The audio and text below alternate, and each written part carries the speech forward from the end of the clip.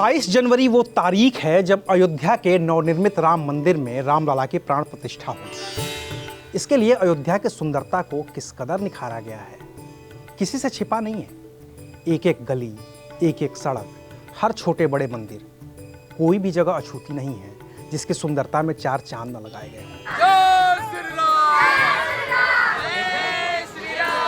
लेकिन जरा सोचिए कि जब त्रेता युग में सच में भगवान राम 14 वर्षों के वनवास के बाद लौटकर अयोध्या आए होंगे, तब अयोध्या को किस कदर सजाया गया होगा। जब इस कदर तकनीक नहीं थी कि रंग बिरंगी रोशनी से किसी शहर को नहलाया जा सके, तब भरत के नेतृत्व में किस कदर अयोध्या वासियों ने अपने राम का स्वागत किया होगा।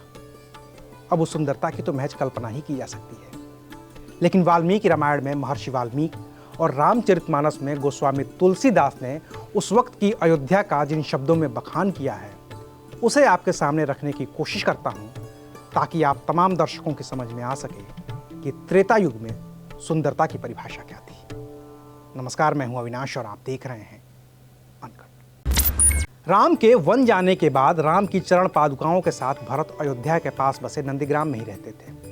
राम जब अयोध्या लौट रहे थे तो रास्ते में वो भारद्वाज मुनि के आश्रम में रुके थे और वहीं पर उन्होंने हनुमान से कहा कि वो अयोध्या जाकर भरत को ये बताएं कि राम अयोध्या आ रहे हैं। तब हनुमान ने भरत को पूरी कहानी बताई और ये भी बताया कि भारद्वाज मुनि के आश्रम से राम अब अयोध्या आने वाले हैं। तब भरत ने शत्रुघ्न से अयोध्या को संवारने के लिए कहा। वाल्मीकि रामायण के युद्धकांड के 130वें सर्ग में महर्षि वाल्मीकि लिखते हैं, विष्टिरनेक सहस्रा चोदयमास वीर्यवान समीकुरुत निम्नानि विष्माणि समानि च स्थलानि च निरसन्ताम नंदे ग्रामादितः परम सिंचन्तु पृथ्वीं कृत्सना हिमशीतेन वारिणा। अर्थात भरत के कहने पर शत्रुघ्न ने कई हजार कारीगरों को कहा कि नंदीग्राम से अयोध्या तक के बीच की सड़क को ठीक किया जाए। जहाँ भी रास्ता उबड़ खाबड़ हो वहाँ मिट्टी भरकर उसे बराबर किया जाए। बर्फ के समान शीतल जल से सड़क पर छिड़काव किया जाए।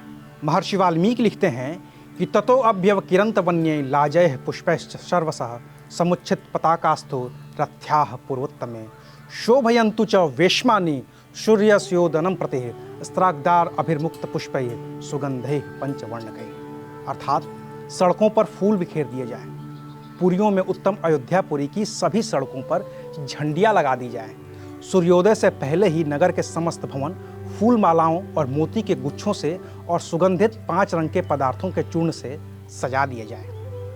इन्हीं बातों को गोस्वामी तुलसीदास जी ने भी रामचरितमानस में बखूबी लिखा है।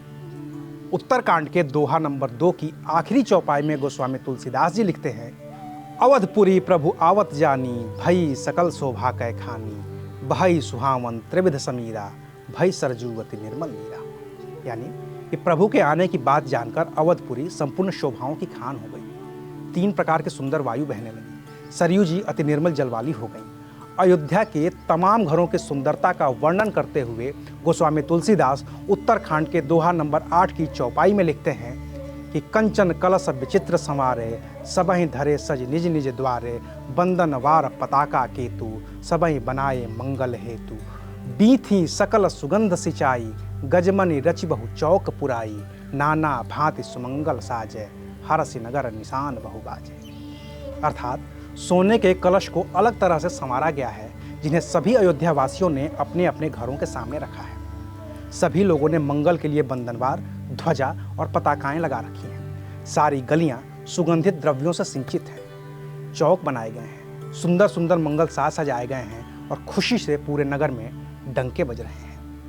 अयोध्या की शोभा का वर्णन करते हुए उत्तरकांड में ही गोस्वामी तुलसीदास दोहा नंबर 8 में लिखते हैं कि जहाँ तह नारी निछावर करही देहि असीस हरस उर भरही कंचन थार आरती नाना जुबति सजे करही शुभ गाना करही आरती आरती हर के रघुकुल कमल विपिन दिन करके पुर शोभा संपत्ति कल्याणा निगम शेष शारदा बखाना। यानी कि अपने राम को देख अयोध्या की स्त्रियां जहां तहां न्योछावर कर रही हैं, बेहद आनंदित होकर आशीर्वाद दे रही हैं। बहुत सी स्त्रियां सोने के थाल में अनेक प्रकार की आरती सजाकर मंगलगान कर रही हैं। उनकी इस आरती का वर्णन खुद वेद, शेष जी और सरस्वती कर रही हैं। अयोध्या की सुंदरता और राम को अपने महल में दाखिल होने की बात को बताते हुए गोस्वामी तुलसीदास उत्तरकांड में लिखते हैं कि हों है सगुन शुभ विविध विधि, बाजहि गगन निशान, पुर नर नारी सनाथ करी, भवन चले भगवान। यानी कि अनेक प्रकार के शुभ शकुन हो रहे हैं, आकाश में नगाड़े बज रहे हैं। अयोध्या के पुरुषों स्त्रियों को कृतार्थ कर भगवान अपने महल को चले जाते हैं। राम के राज्याभिषेक पर गोस्वामी तुलसीदास लिखते हैं, नभदुन्दुभि बाजहि विपुल गंधर्व किन्नर गावहि, नाचहि अपक्षरा वृंद परमानंद सुर मुनि पावहि, भरतादि अनुज विभीषणांगद हनुमनादि समेत ते, गहे छत्र चामर व्यजन धनु असि चर्म शक्ति विराजते। यानी कि आकाश में बहुत से नगाड़े बज रहे हैं, गंधर्व और किन्नर गा रहे हैं, अप्सराओं का झुंड नृत्य कर रहा है, देवताओं और मुनियों को आनंद है। भरत, लक्ष्मण और शत्रुघ्न, विभीषण, अंगद, हनुमान और सुग्रीव छत्र, चमर, पंखा, धनुष, तलवार, ढाल और शक्ति लिए हुए विराजमान हैं। यानी कि जब सच में राम अयोध्या लौटे थे तो वाल्मीकि रामायण के श्लोकों और गोस्वामी तुलसीदास की रामचरितमानस के दोहों और चौपाइयों में अयोध्या की जिस खूबसूरती का वर्णन है, उसके आगे स्वर्ग भी फीका पड़ जाता है। अब भी जब अयोध्या में रामलला का मंदिर बन गया है और उसमें प्राण प्रतिष्ठा हो रही है, तो कलयुग में सुंदरता की जो परिभाषा है, अयोध्या उसको साकार करने में लगी हुई है। शुक्रिया, आप देख रहे थे अनकट।